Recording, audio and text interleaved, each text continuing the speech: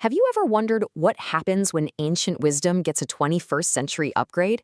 Well, today we're diving into the incredible story of Webswadhyay. It's all about how a spiritual practice of self-study found a new home online, exploding from just a handful of people into a massive global community. Let's get into it.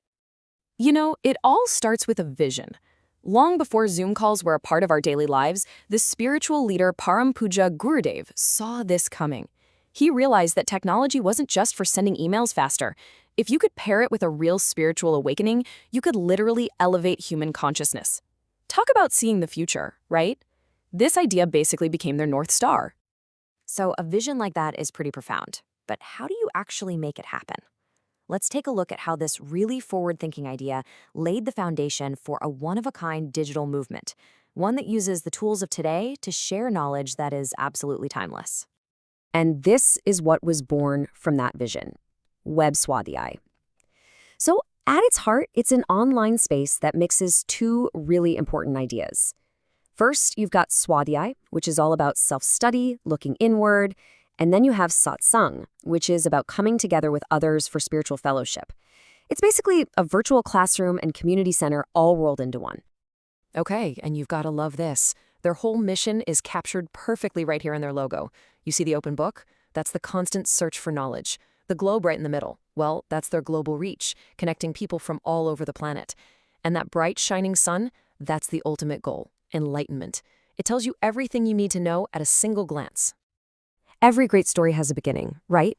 And the origin story of Webswadhyay is just fantastic. It's super humble, but also really, really inspiring. So let's rewind and see exactly how this whole thing got started. And get this, it wasn't launched from some big, flashy headquarters. Nope. It started with a small group of incredibly dedicated women right here in the US. On International Women's Day back in 2008, they decided, hey, let's use the internet to study together. It was a totally grassroots, women-led movement from the very first day. To make it all work, they built their practice on three core principles. And these aren't just rules, they're really the soul of the experience. You've got regularity, being consistent.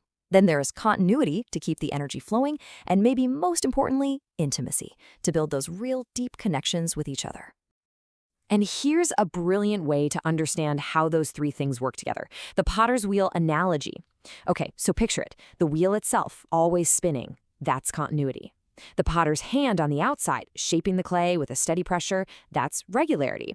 But the real magic is the hand on the inside, gently guiding and supporting the clay from within. That's intimacy. You absolutely need all three to create something beautiful. What's so fascinating is that their journey pretty much mirrors our own relationship with technology. They kicked things off with early stuff like Skype Messenger. Then, as smartphones took over, they went global. And then 2020 happened. During the pandemic, when we were all feeling so isolated, this community just exploded. It really shows you why this all matters. People were starving for real connection, and Webswadhyay delivered. And today, they're still going strong on modern, easy-to-use apps.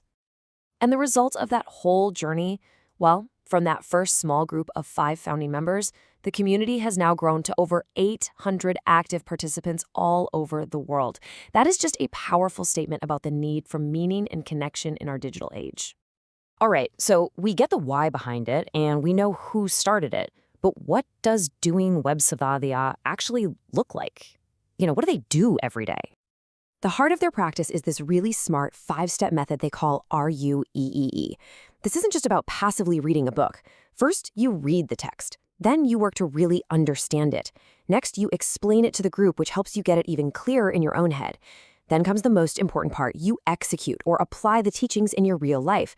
And finally, you experience the wisdom for yourself. It's a complete cycle of active learning. But here's the thing. This community is so much more than just an online book club. It's a whole rich, virtual spiritual life that covers pretty much everything you can imagine. I mean, just look at this. They have daily yoga and meditation sessions together online. They even do virtual pilgrimages, where they'll use video calls to tour their main spiritual center. They celebrate birthdays and anniversaries, they observe festivals, and they even have special groups for kids. It's a whole life, a whole community, all happening online. And this is a really crucial point. That deep connection they build online naturally makes them want to meet in the real world. So, since 2013, members have been organizing these amazing in-person seminars, completely bridging that gap between the digital world and the physical one. These get-togethers are called Swadhyay Sando, and they're pretty intense. They're not just casual meetups. They're deep dive seminars on specific topics with expert speakers, lots of Q&A, and even cultural programs with music and art to help everyone really internalize the teachings. So when you put it all together, what's the ultimate impact of all this work? Well, it's about creating something that feels a lot less like an organization and a lot more like a big global family.